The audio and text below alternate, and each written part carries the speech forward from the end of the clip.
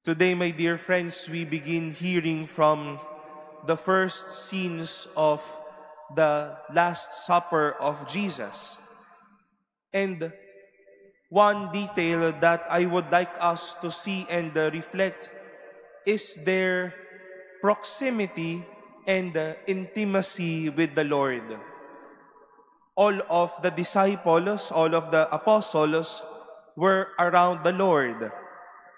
At kahit naman po bago sila maghapunan, lahat sila ay saksi, lahat sila ay malapit kay Jesus. They listened to the Lord, they followed the Lord, and they saw things in Jesus. At ano po ang aasahan natin sa kanila?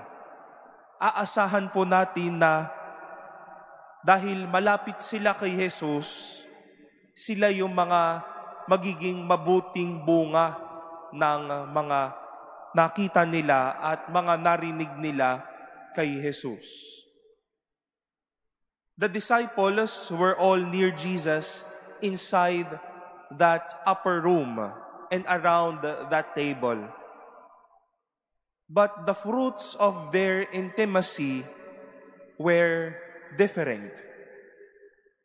The beloved disciple leaned on his head on the chest of Jesus, and he expressed his intimacy and tender closeness to the Lord. Judas was around that table, but what was at the back of his head was that sooner or later, I will betray this man. Peter was also around that table, but soon, during the course of the Passion, he would deny the Lord.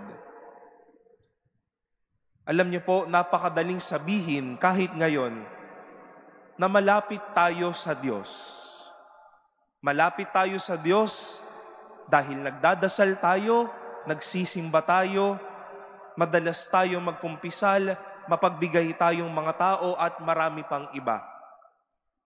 Pero baka malayo naman talaga yung puso natin o yung mismong buhay natin, malayo naman talaga sa Diyos.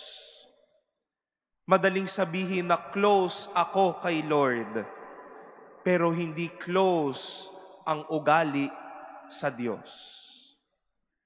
Baka nga pala simba o pala dasal, pero hindi naman ito makita sa bunga ng kanyang buhay. When we intend to be close to the Lord, my dear brothers and sisters, we also intend the whole of ourselves to be close to Him.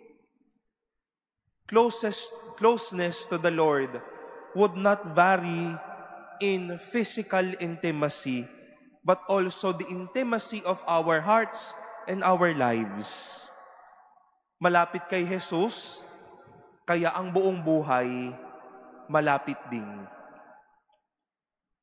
During these holy days of our Holy Week, all of us will try our very best through our celebrations, through our prayers, to be close to the Lord.